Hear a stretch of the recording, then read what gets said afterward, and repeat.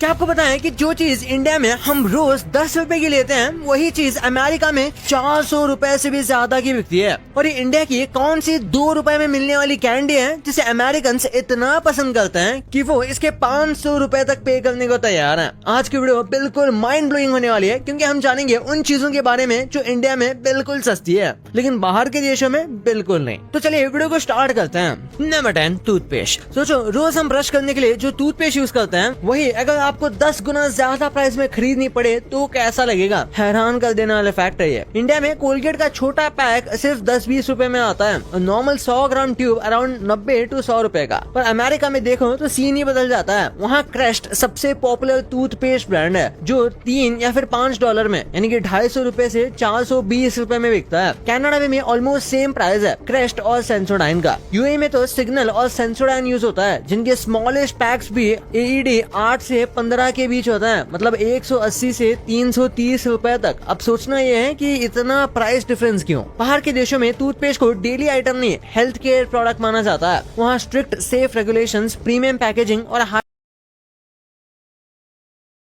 Retail margin सब मिलके price बहुत हो जाता है। इंडिया में कंपटीशन भी बहुत है इसलिए प्राइस कम है। Number 9, match sticks. अब बात करते हैं एक ऐसी चीज की जो इंडिया में लिटरली 1 रुपए से मिलती है, मैच स्टिक्स। वही माचिस जो हम पूजा से लेकर कुकिंग तक हर जगह यूज करते हैं। एक मैच बॉक्स में 30 से 40 स्टिक्स होती है और इनका प्राइस सिर्फ 1 से 2 रुपए का होता है। लेकिन यही छोटी सी मैच बॉक्स जब बाहर के कंट्रीज में जाती है तो प्राइस सुनकर आपका दिमाग खराब हो जाएगा। यूएई में ये 25 से 40 रुपए की मिलती है, कनाडा में 30 से 50 तक की और अमेरिका में वहाँ भी रिटेल पैकेट्स को $2 से $5 में बेचते हैं, यानी 170 रुपए से 400 रुपए तक। अब समझो कि जो चीज इंडिया में हम कभी भी फ्री में मांग लेते हैं वही बाहर 100-200 रुपए में वो बिक रही है। रीजन सिंपल है, बाहर लेबर कॉस्ट बहुत ज्यादा है, सेफ्टी रेगुलेशन स्ट्रिक्ट है और डिमांड भी कम है क्योंकि मोस्ट लोग लाइटर्स यूज करते हैं। इंडिया में मैचेस की मैन्युफैक्चरिंग तमिलनाडु में कॉन्सेंट्रेटेड है जहाँ स्किल्ड लेबर और मास प्रोडक्शन की वजह से कॉस्ट बहुत कम है। Number 8, hair cut. बाल कटवाने के लिए कितना पैसे देते हैं आप, 50 या फिर 100 या फिर कोई फैंसी सैलून में तो मैक्सिमम 400 से 500 रुपए। पर अगर ये सेम कट बाहर कराना पड़े तो आपके होश उड़ जाएंगे। अमेरिका में एक नॉर्मल बेसिक कट उसके लिए $35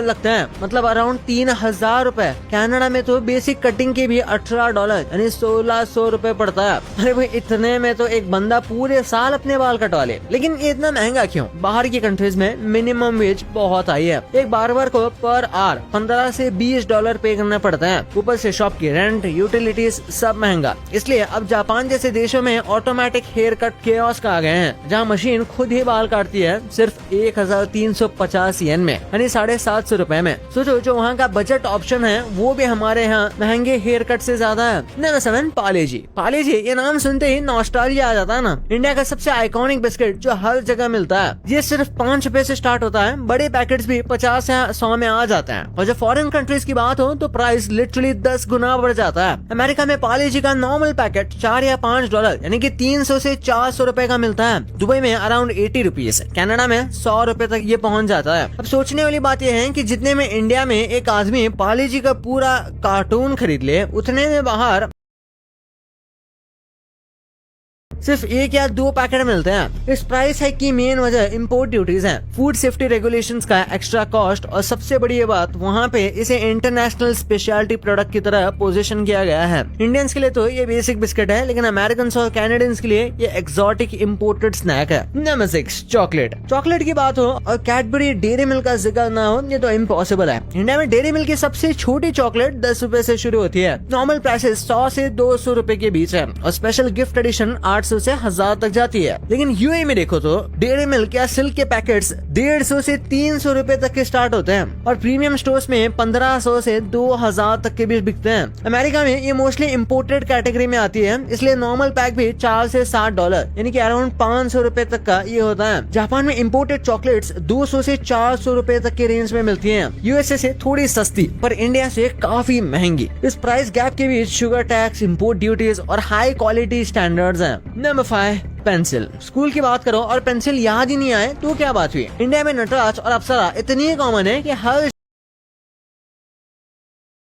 स्टूडेंट के बैग में ये मिलती है। बेसिक पेंसिल सिर्फ 5 रुपए में मिल जाती है। पर वहाँ सीन कुछ अलग ही है। दुबई में favour castle wooden HB pencil का प्राइस लगभग 1.2 से 1.4 दिरहम होता है, जो इंडियन रुपीस में 22 से 26 रुपए तक पड़ता है। अमेरिका में फेबर कैसल 9000 ग्रेफाइट पेंसिल बहुत पॉपुलर है और वो वहाँ $1 से $1.5 यानी कि 90 रुपए से 150 रुपए पर पीस मिलता है। ये इतना डिफरेंस क्यों? क्योंकि इंडिया दुनिया का सबसे बड़ा स्टेशनरी मैन्युफैक्चरर है और मास प्रोडक्शन की तो कॉस्ट बहुत कम है। बाहर क्वालिटी भी ज्यादा प्रीमियम है, better graphite, eco friendly wood और ब्रांडेड पैकेजिंग भी। Number 4, milk. इंडिया दुनिया का सबसे बड़ा मिल्क प्रोड्यूसर है। यहाँ नॉर्मल मिल्क 70 से 80 रुपए तक का मिलता है और प्रीमियम A2 मिल्क 180 से 250 तक। लेकिन कनाडा में नॉर्मल मिल्क 120 से 170 होता है और A2 मिल्क 300 से 450 तक पहुँचता है। यूएई में 150 रेगुलर मिल्क और A2 मिल्क 350 से 500 का बिकता है। अमेरिका में ये $1 या $1.5 में मिलता है, यानी कि 100 से 130 रुपए और A2 मिल्क 280 से 400 रुपए तक मिलता है। इंडिया का एडवांटेज ये है कि देसी ब्रीड्स का